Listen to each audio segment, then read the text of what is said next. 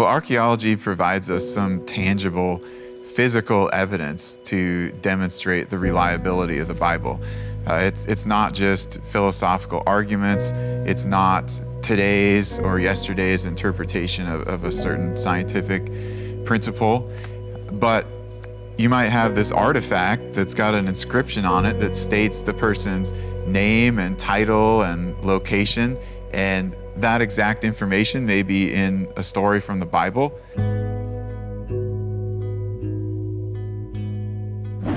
Well, this is so fascinating to me. I mean, I love hearing about archaeological digs, and I'm curious, what got you into this field of work? Was your dad an archaeologist? Yeah, he was not. He actually was into academics and had studied some archaeology and history in college, but for me it was essentially a love of history and science and languages. And then I was introduced to archaeology in the 5th grade. I didn't even know it existed before that, when I read this book about the excavation of Troy, which was one of the really early archaeological digs. And they connected it to the Iliad, where that war is discussed. So then I found out, oh, we don't just get this information from old texts, old history books, but there are some people who actually go out and dig these cities up and find new objects and new buildings and give us more information. So I became a little more interested in that, and then I discovered later on, as I continued to do more reading, that there's a lot of archaeology connected to the Bible. And I was very, very interested in that and started reading more books on it, and decided by the end of high school that this was something I wanted to try to study. I didn't know what would happen as far as career, but I gave it a try and just kept on going, and now that's what I do.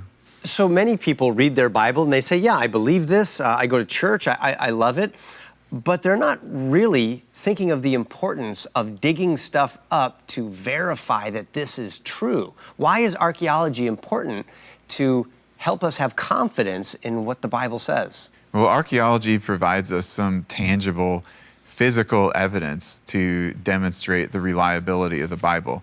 It's not just philosophical arguments, it's not today's or yesterday's interpretation of a certain scientific principle, but you might have this artifact that's got an inscription on it that states the person's name and title and location, and that exact information may be in a story from the Bible, and then it tells us, oh, this person is attested by outside evidence from the time and place that they lived. So it's really helpful, I think, in just showing realistic evidence to people that you can still see and doesn't require, usually, so much interpretation.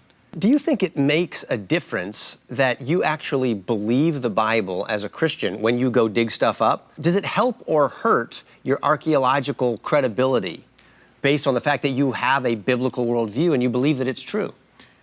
So I think it helps because we have a Bible that can be used as a guidebook. Even secular scholars who think a lot of the Bible is myth, they acknowledge that geographically it's very useful. So it helps us to locate sites and to identify sites. But you can also use it to help you sort of what you might expect to find. So you might not be taken off guard completely, and it can help guide your excavation. And then when you do find things, it can help you interpret what that is, because although some artifacts are very clear or buildings are clear, other times it's not so definitive just from the archaeological material. So it really helps to have ancient texts, the Bible and others, to give us the fuller picture and interpretation.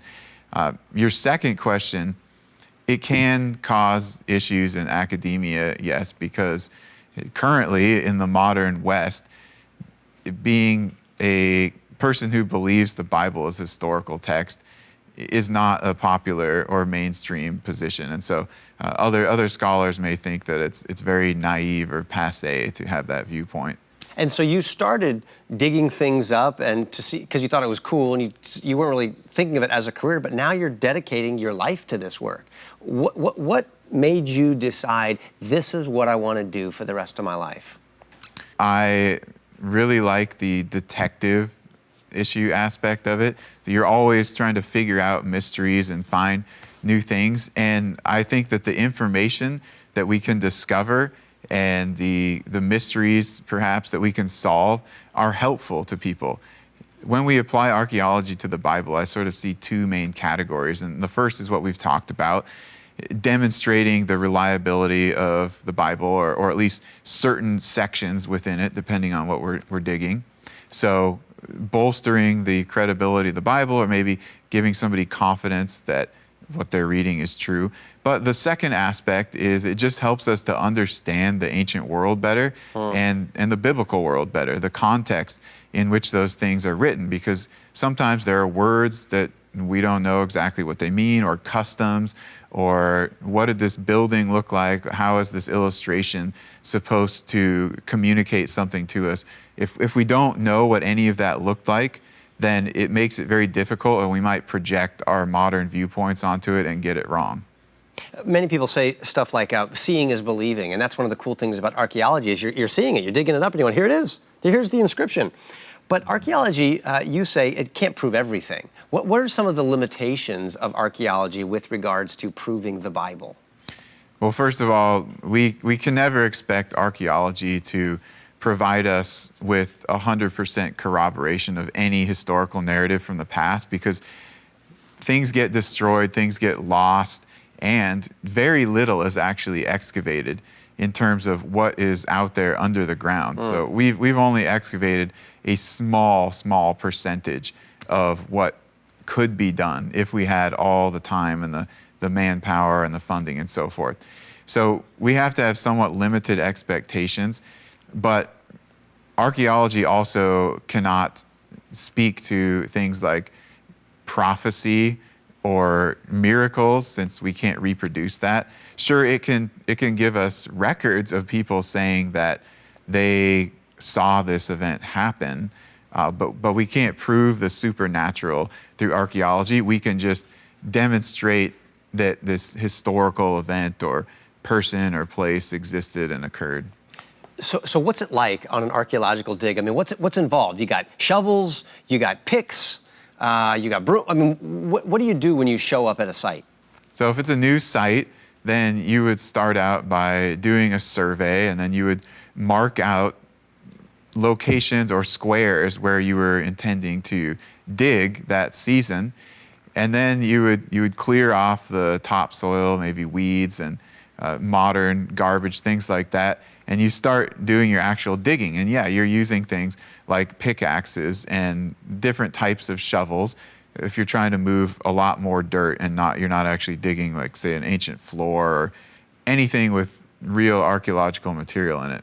Now, how do you know that, though? 'Cause, like, you don't just show up and go, oh, I think I'm just going to pick this spot. You've got something that tells you this spot, but you can't just start with a bulldozer, because you may be digging up something that's really fragile. Right. But you may have to go down, I don't know, 20 feet, 30 feet, 100 feet, and you don't want to be doing that with a shovel, or do you? So we have indicators of where to dig. As far as like a ancient city, you can be certain of where that's located because there's a lot of pottery scatter, ancient pottery scatter, sometimes even coins or other artifacts on the surface.